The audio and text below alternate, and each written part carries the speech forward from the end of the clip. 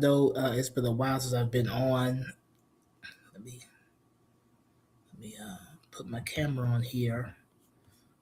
Bring my camera up. So I will be before you all know. I wanted there was a clip I was watching of Fannie Willis. She is the DA of Fulton County, Atlanta's. I think it's so. There's a Atlanta's DA's office have a different. It's kind of weird, but she's the district attorney. She's not a county official, but a state official.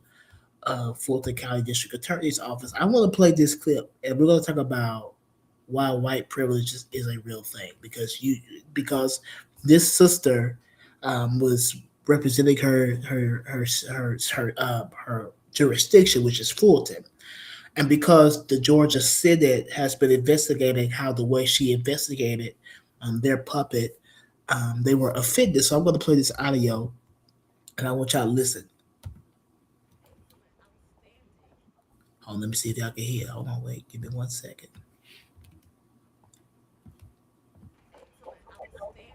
You ready to tell them what they want to hear?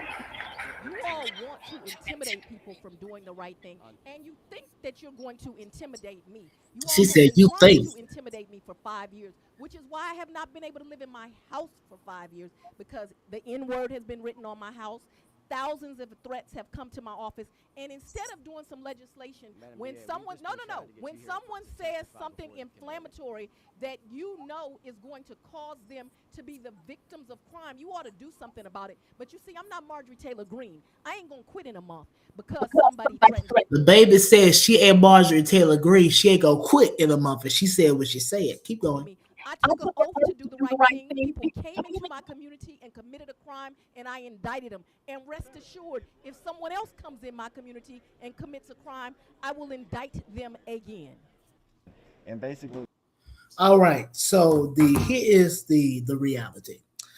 We all know that Fulton County, I'm from Texas, but Fulton County makes up a wide perspective of Black folk. Y'all know Black folk. We could take up a lot of spaces. Amen. And so, because she is the first Black woman to be a DA over a county that is full of Black folk in it, and they were offended because, well, they were more so because white privileges is not focused just upon racial tactics. It's more focused on power.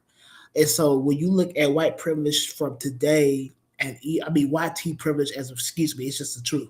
When you look at YT privilege from the day and even from back then, they can't do certain things to us because of what laws have been passed for. So in order for her to represent her constituents, she has to indict not just YT, also Black folk, and so we come to this space, and you see a Black woman in power, you become offended, and there is always white male, Lord forgive me, YT males who also get offended. Sometimes it's Black men because Black women take up spaces that most men should take up. And so I love seeing Black women in power because I was raised around Black women my entire life. Seeing many Black women in my life is so much aspects of power, and they move with integrity. Some of them move weirdly, but all of them, most of women who are in this woman's shoes, District Attorney Fannie Willis, are people that focuses on, you know, bettering the community, and we know that Atlanta is heavily populated with Black folk. She focuses on crime. Experience. You have to look at people's records. Her goal, as she mentioned, was to bring down crime. Though she is a Democrat, she is not, moving in party. She focuses on crime in her community. We know Atlanta. Hey man, you just got to be careful in Atlanta sometimes. But also, side she focuses on crime. So in this reality, you have to understand these fools, they psychopaths. But the reality is, it all sums up the fact why Black empowerment matters and why it should matter to people. Because when you see your own brother or your own sister being disrespected or trampled over by the evils of racism and racial tactics. You have to always remind yourself that I could be in this place too to bring better to my communities. I As you know, we have a a candidate running for Senate in the state of Texas. Her name is Jasmine Crockett. And however, she is working on running to be the state's, statewide federal, senator of the whole state, statewide. And so we all know that when you see a black woman in power, that they will be likely threatened, not just by black men, but by rich white ultra males. Because, I've never ever seen like when I look at a sexist thing, it's like looking at a man that has small man syndrome.